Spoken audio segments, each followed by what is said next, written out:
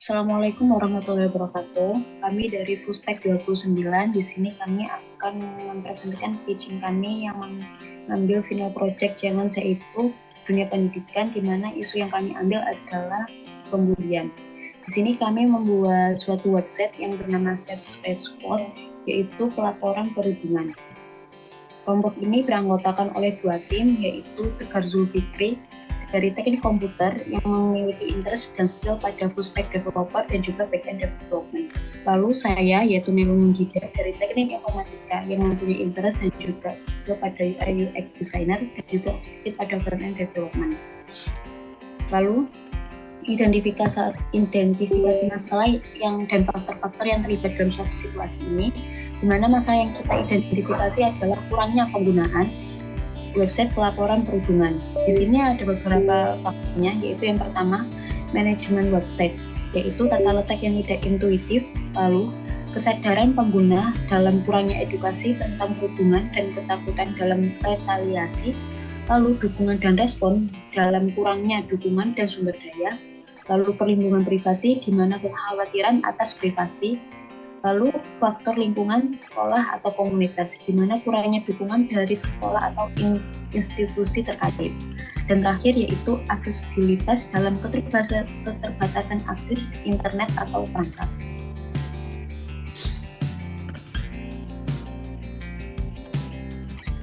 Lalu pada user profile akan dijelaskan oleh rekan saya Tegar.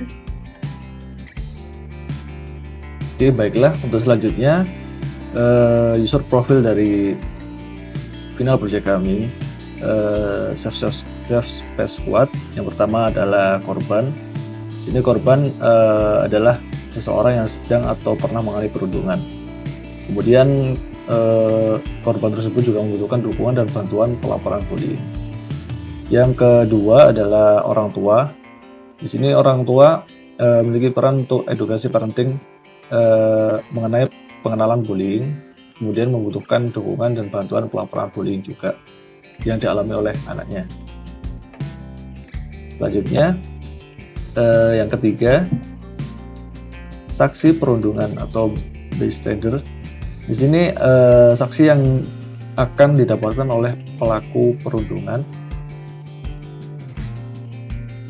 dengan saksi yang setimpal, yaitu langkah apa yang perlu dilakukan saat bullying terjadi. Hal tersebut akan diproses melalui laporan yang dikirim oleh korban. Kemudian yang keempat adalah masyarakat umum. Di sini masyarakat umum memiliki concern anti bullying. Kemudian juga harus tertarik dengan kegiatan atau campaign anti bullying. Dengan hal ini, peran masyarakat umum bisa menjadi pendorong mengenai masalah bullying itu sendiri. Baiklah, untuk selanjutnya, untuk solusi dari permasalahan yang kami sampaikan tadi, yang pertama kami memberikan solusi yaitu form laporan perundungan. Form ini akan membuat laporan perundungan untuk korban atau pelapor sebagai tindak lanjut bullying yang sedang terjadi dan dialami oleh orang tersebut. Kemudian yang kedua adalah fitur bimbingan konseling online.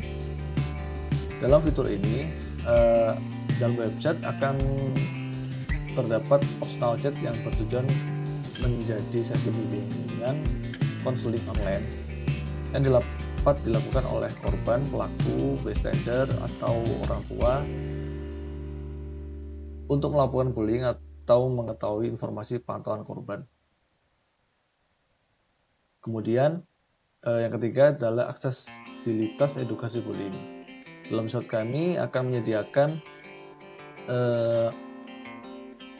beberapa pilihan edukasi terhadap bullying agar pengguna dari website kami dapat mengerti dan memahami tindak dari bullying itu sendiri.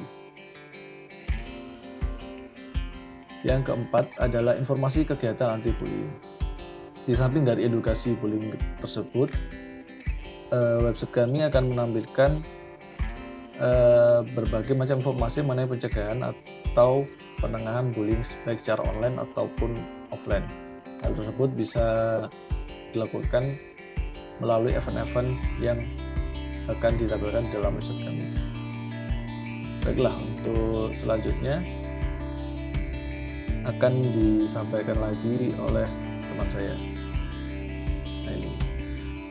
Lalu unique value proposition, yaitu nilai unik apa yang kami tawarkan. Di sini kami ada dua yaitu user profile lingkaran pink ini, lalu ada kotak biru ini value proposition.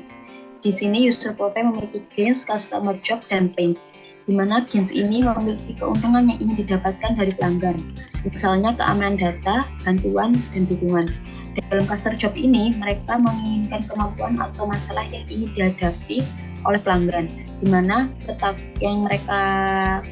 kemauan dan masalah yang mereka hadapi adalah ketakutan akan retaliasi dan kesulitan mendapatkan bantuan. Lalu ada pains, di sini pengalaman negatif yang dialami oleh user, seperti tidak adanya wadah untuk korban, lalu sulitnya proses pelaporan. Di value proposition ini kami menawarkan ada game creators, product and service, and pain reliever. Dari game creators ini kami ada anonim, di mana keamanan data ini sangat aman karena dapat dilakukan pelaporan dengan menggunakan anonim. Lalu informasi kegiatan atau kampanye anti-bullying. Pada product and service kami memiliki pelaporan bullying yang dapat dilakukan dengan anonim ataupun tidak.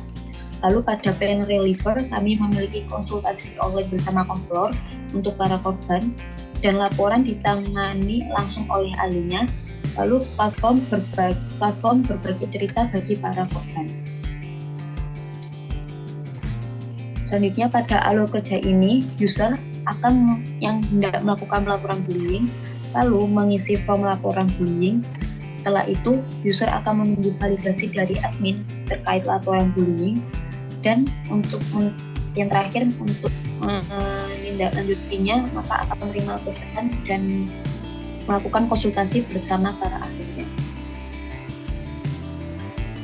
Untuk selanjutnya, demo website kami akan dipresentasikan oleh Saudara Sudika. Baiklah, untuk selanjutnya demo dari aplikasi kami. Di sini setelah user masuk ke dalam laman dari aplikasi kami, akan ditujukan ke landing page atau homepage dari aplikasi. Di sini ada beberapa edukasi mengenai bullying itu sendiri, kemudian alur dari aplikasi kami, lalu ada cerita dari pengguna-pengguna lain yang dapat di-share melalui platform ini. Ada juga berita mengenai bullying yang bisa menjadi update mengenai bullying yang terjadi saat ini. Lalu ada juga highlight mengenai event-event yang disediakan oleh website kami. Baiklah, sebelum melakukan pelaporan, di sini kita bisa login terlebih dahulu ke user yang sudah kita buat. Setelah masuk, kita bisa masuk ke dalam tim aduan untuk membuat laporan perundungan. Di sini bisa mengisi nama dari korban dari perundungan tersebut. Kemudian kita juga bisa menambahkan data diri, apakah perundungan ini terjadi pada diri kita sendiri atau kita mau melaporkan ke orang lain.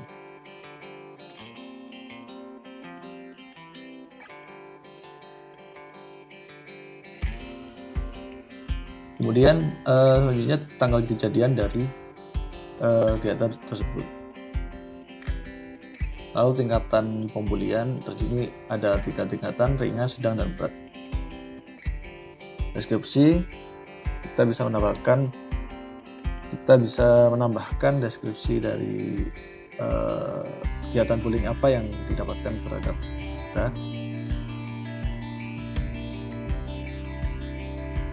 Lalu opsional, kita juga dapat memasukkan bukti ke dalam form laporan kita. saya akan memberikan contoh tentu saja. Kemudian kita harus mengklik menyetujui laporan perhubungan.